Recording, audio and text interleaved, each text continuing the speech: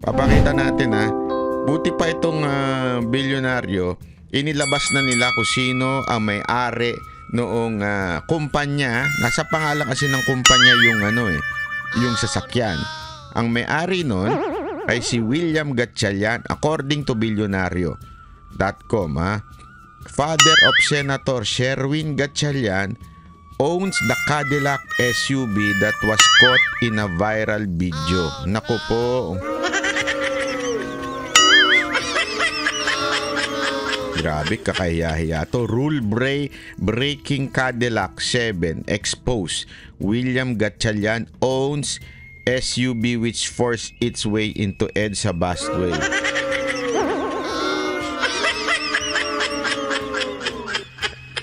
Alam mo kung ako si Sherwin Gatchalian, mag-sorry ka na lang. Diba? Huwag na tayo magbarami pang hanas sa buhay. Mag-sorry na lang tayo. Mali.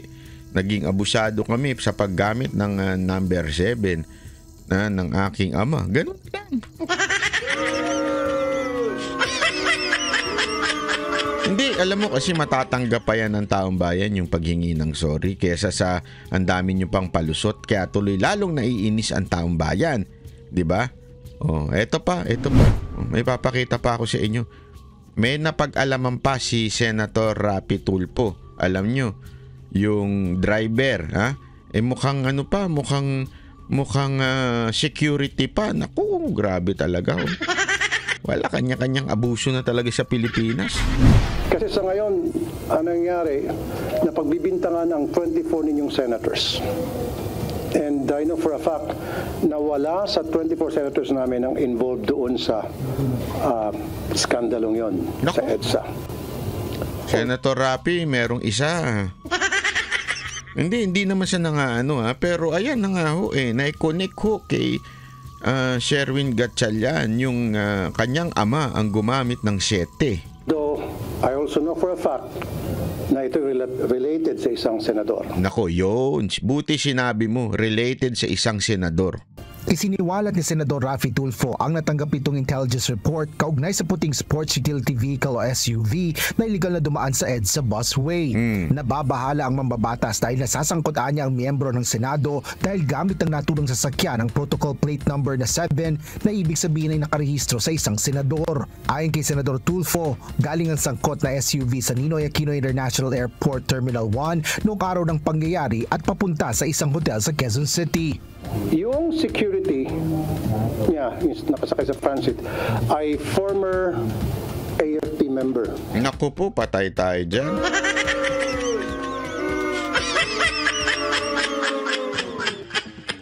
Former pa pala na AFP. Naku, baka hindi na kaya active yan.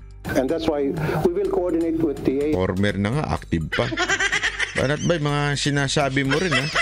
Hindi, kasi malay mo, baka ayoko na. Hindi. Meron din kasi nga, basta.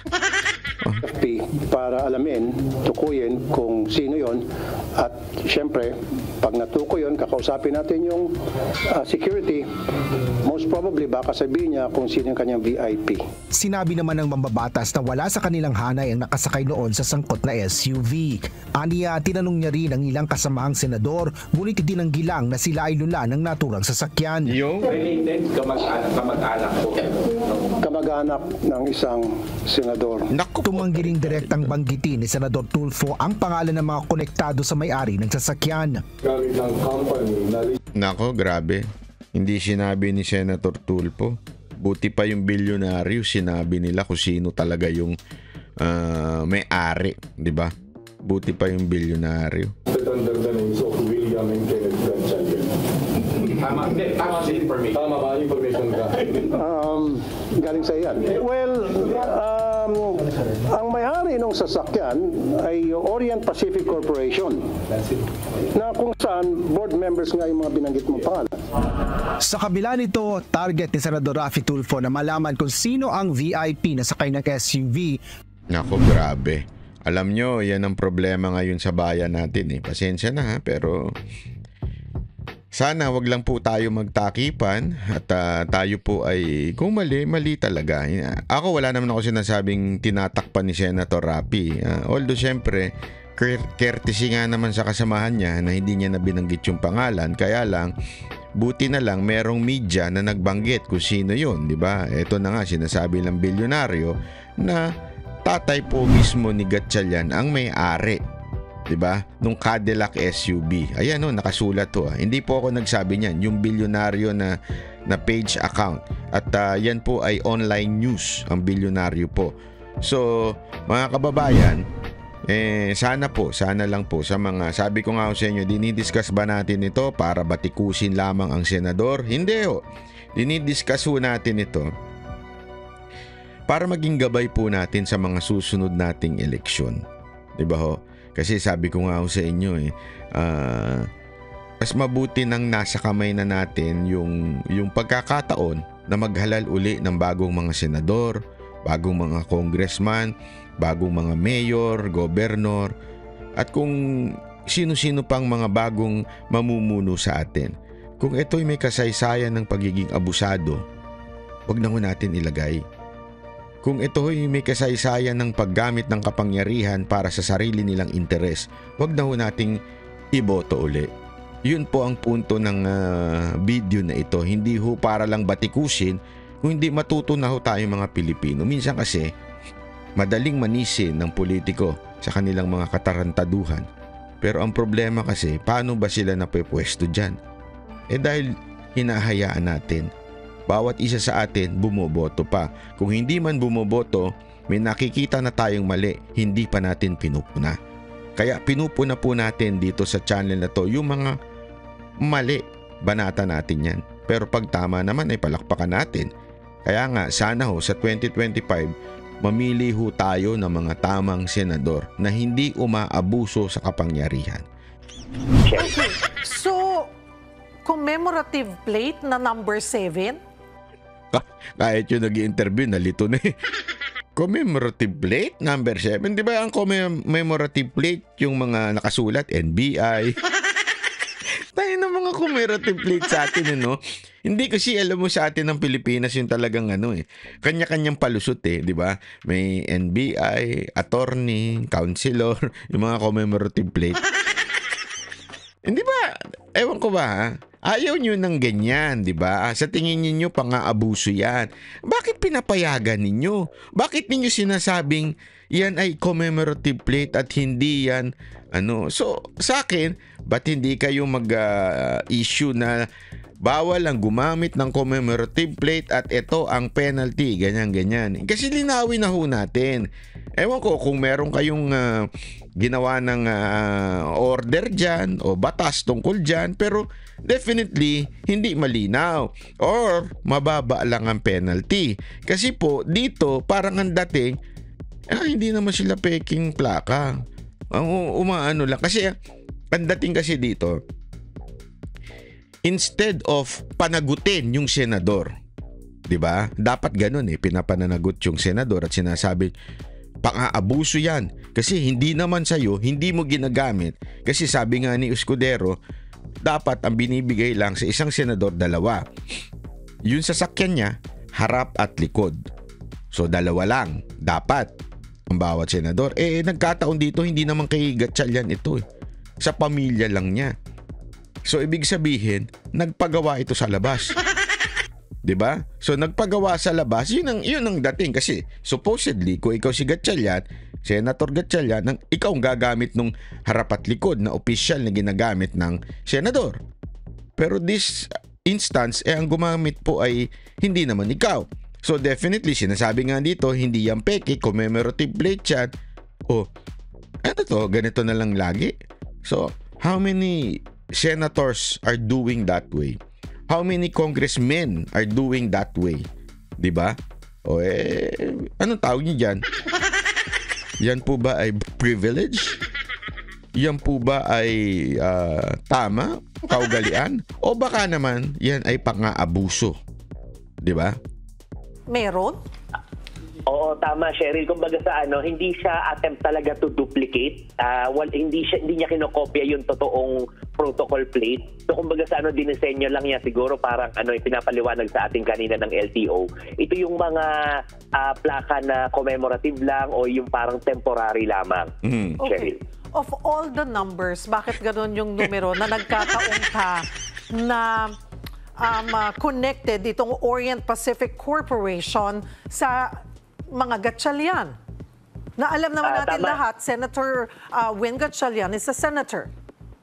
Oo, tama yan, Cheryl. Yan yung gustong malaman ngayon ng LTO, kaya mag-i-issue sila ng show cause order doon sa kumpanya para ipaliwanag ito. Kasi mismo yung kumpanya kanina, tinatanong din namin sila kung aware ba kayo, alam nyo ba na merong nakakabit na 7 na plate dito sa inyong sasakyan na nagkakahalaga ng mahigit 18 million. Ang sabi rin ng kumpanya kanina ay iniimbestigahan pa rin daw nila ito. Naks naman. Kanya-kanya na lang talagang palusot eh. Iniimbestigahan pa. Anong iimbestigahan mo dyan?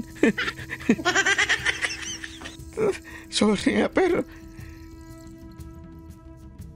pinalitan lang yung plaka ng harap ng sasakyan nyo. Iimbestigahan nyo pa.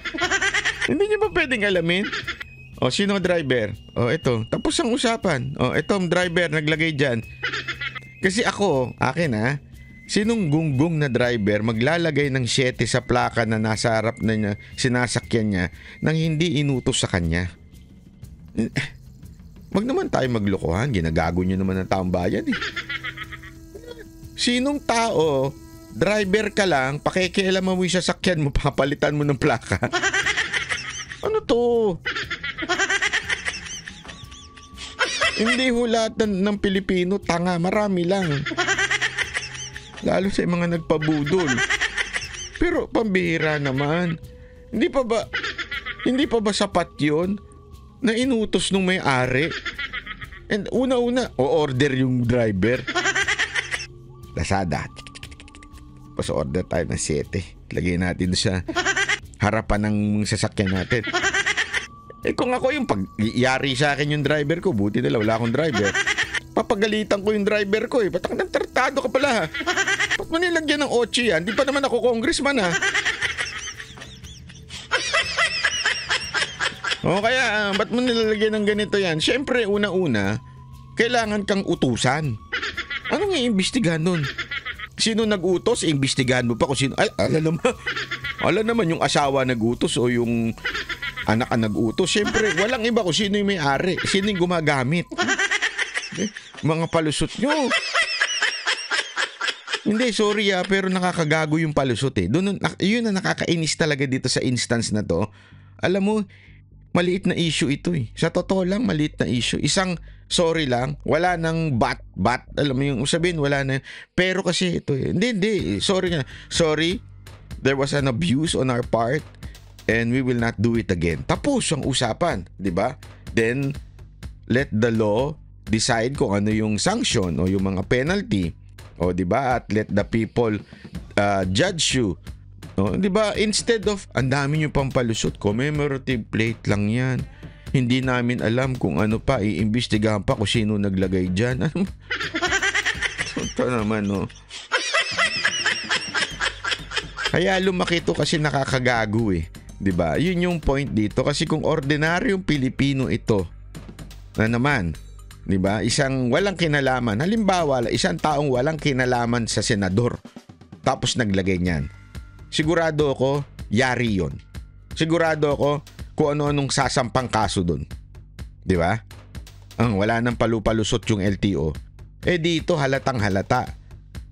Porket meron talagang connection dun sa senador, pati LTO, tila pinagtatakpan yung pangyayari na ito. Yan ang totoo. Kaya nakakabuisit. Cherry. Okay. May iba pa bang plaka na na-recover sa mga salarin? Cheryl, yan, wala na tayong nakuhang impormasyon dyan. Wala nang ibinigay na impormasyon ang LTO kung meron pa silang ibang plaka na nakuha mula doon sa kumpanya o doon sa sasakyan. Okay. Cheryl. Ang kanyang rason ay sumakit ang kanyang tiyan. Etong driver ba ito? Yung driver ng company, yung nagda-drive? Tama, Cheryl. Company driver ito. May dagdag impormasyon pa po tayo kung sino po yung driver. At yun niya, kinukwento nga niya, parang galing sa isang restaurant sa bandang Parañaque, yung sakay ng sasakyan. At ito ay dalawang investors di umano ng kumpanya. At sila ay papunta doon sa isang mall, sa isang mall doon sa Ortigas. Kaya hinatid lamang niya ang mga ito. At yun niya, nagkataon na sumakit ang kanyang tiyan. Kaya niya naisip na pumasok sa loob ng Next time, wag kasi kayong kakain ng buffet. Minsan kasi... Hindi, malamang kasi may investor daw. Kumain siguro sila ng buffet. No, malamang yung buffet na yun kasi minsan mabilisan yung doon pagpahanda, yung pag-aayos ng buffet medyo hindi na malinis. Hindi, lalo na yung mga ilang mga nakikita kong mga may sale na buffet. Pag tiningnan nyo yung kitchen, naku po. Delicates talaga. Baka mamaya sa sobrang maraming nasiraan ang tiyan. Baka daanan na ng mga private vehicle yung busway.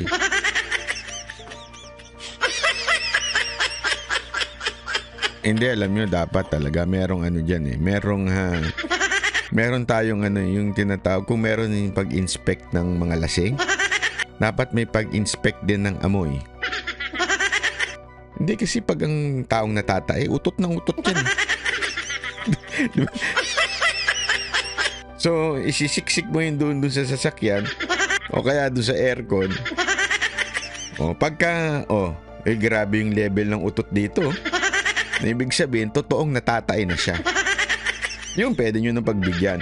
Pero kung wala namang utot ng utot, totoo yan.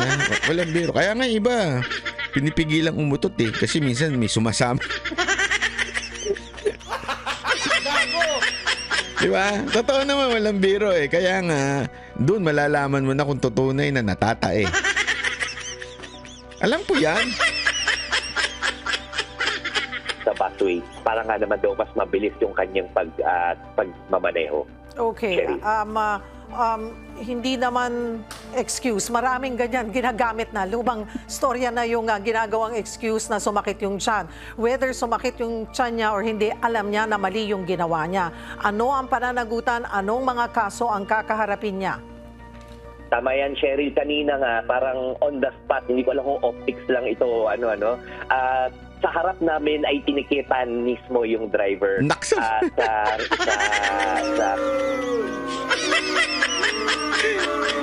LTO naman. Kahit yung media, nahalata na medyo optics lang. Ang bira. Doon pa talaga sa press con, tinikitan yung mama. LTO, sablay na sablay kayo dito.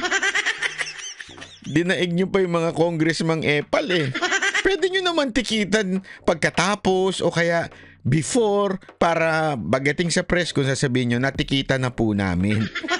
Talagang gagawin nyo sa harap ng camera yung pagtitikit? Ewan ko mga Pilipino, masyado na tayong ginagago nitong gobyerno to. Salang reckless driving, kung saan meron itong multa na 2,000 pesos. Ito yung parang attempt daw na saktan yung isang lady.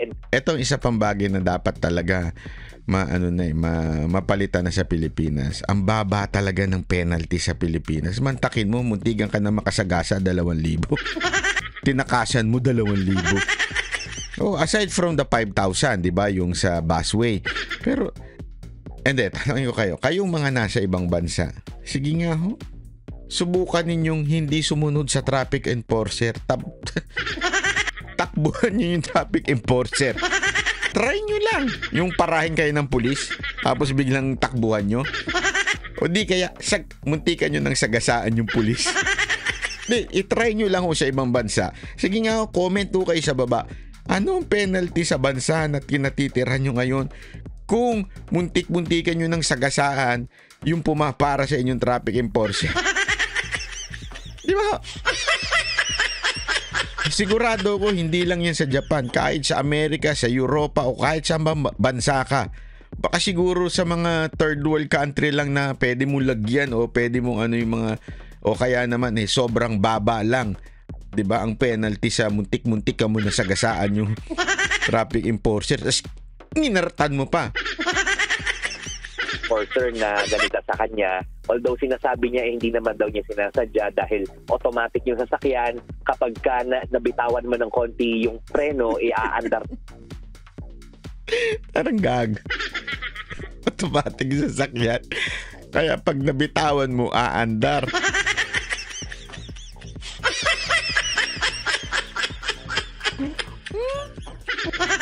Gusto kitang mga palusot din nyo dyan. Ang bira. Hindi ho ganyan ng automatic. Pag binitawan mo yun, sa totoo nga lang yung kanyang luxury car, ha? Walang biro ho yun, ha? Sigurado ako may automatic brake yun. Yung ano ko, yung Lamborghini ko. Tsaka yung Ferrari ko. Hindi. Joke lang po. Hindi po ako networker. Pagka merong automatic brake yun, pagka nadidetect niya na yan pa kaya, sobrang mahal niya sasakyan na yan. Unless talagang inapakan mo yung gas. Hindi ito walang biro ito para lang sa kaalaman ng iba. Hindi ko siya nagaano, pero alam ko po yan. Ang lahat ng luxury car, especially that kind of car, meron po yung automatic sensor na sasadyang nagbe-brake kahit nga ayaw mo eh. Unless i-off mo o unless sadyain mo na apakan yung gas. Actually, yung iba pa nga, hindi mo mababypass yung automatic brake eh. So talagang sinadya mo na mapindot. Hindi, ito walang biro ito sa aking kaalaman nung sa mga luxury vehicle. Minsan kasi nagiging driver po ako eh ng mga luxury vehicle eh. Hindi na pinagdadrive ko po si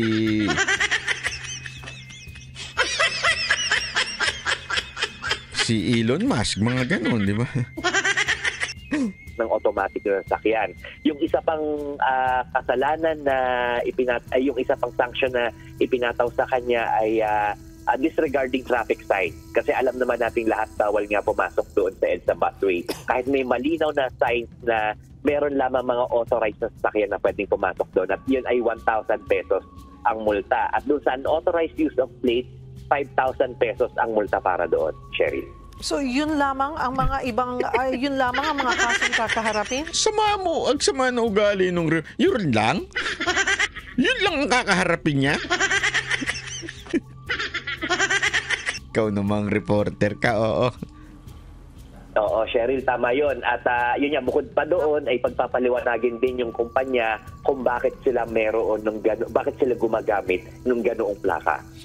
Regardless, kahit na commemorative, di ba? Sa commemorative plates ba ay both plates sa harap at sa likod ay dapat parehong di ba dapat mayroon yung talagang kung ano yung plaka ng sasakyan? Kasi both, di ba, front and back ay numero 7 yung makikita mo eh. Oo, tama yun, Cheryl. Kaya yun yung iimbestigahan din ng LTO kung bakit, kung talagang commemorative plate lamang ito o temporary plate, bakit parehong bahagi ng sasakyan ay yun ang plaka. Alam naman natin kapag commemorative plate, dapat nandoon pa rin yung original na plaka ng iyong sasakyan. So yun. Yung magiging bahagi ng investigasyon ng LTO kapag nasamon nila yung mga... Wala na sa balita yan. So, tapos na yung issue. Ngayon, binigyan lang muna kayo ng masabing nagawa nila. Pero after that, wala na. Kinatawan itong Orient Pacific Corporation. Kailan daw haharap sa kanila itong Orient Pacific Corporation? At dahil, obviously, may violation, ano yung kakaharapin ng kumpanya? Because they should be responsible and monitoring, they should know na may ginagamit silang number 7 na, as they said, commemorative plate. Oo, tama yun, Cheryl. Sa ngayon, wala pa tayong impormasyon kung kailan naharap ito, no? Kasi yung show cause order ay hindi pa rin naibababa. So, we'll know later on kung kailan yung mismong date. And tama ka, kailangan natin kulitin ng LTO tungkol dyan dahil kailangan managot itong kumpanyang ito doon sa maling paggamit ng plaka, Cheryl. Yung commemorative plate, binitbit ba nila?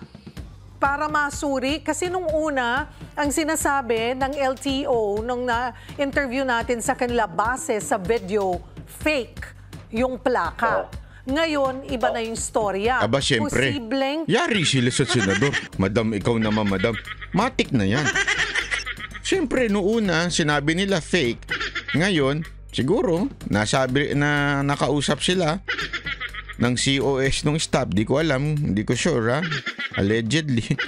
Hindi ako sure. Kakausapin na, uy, ano yan? Budget? Gusto nyo? Yari kayo sa budget nyo, sige. Walang ganun. Biro-biro lang yan. Commemorative plate.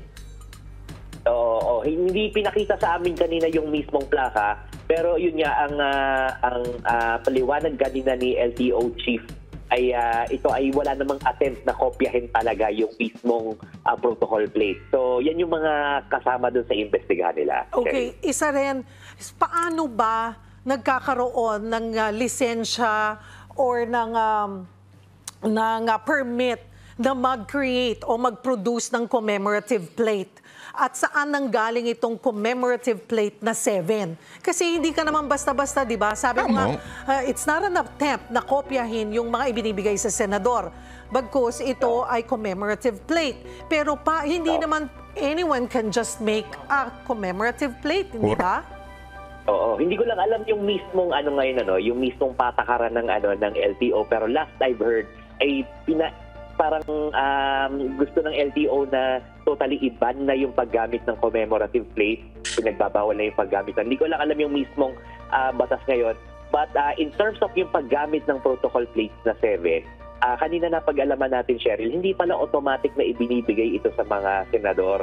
Kasi each senator pala is assigned parang 2 pairs of plate, at iyon ay by request. Hindi siya automatic na ibibigay porque kay nanalo bilang isang senador. So, kailangang i-request din. So, yan yung mga titingnan nila yung guidelines sa paggamit. Although kung magkakaroon ng revision sa policy ng paggamit ng mga ito, ay nakadepende raw ito sa Malacanang or sa ating mga mambabatas. Dahil ang LTO daw ay tagapag-implement lamang nitong mga policies na ito. At mambabatas daw ang magde-decide.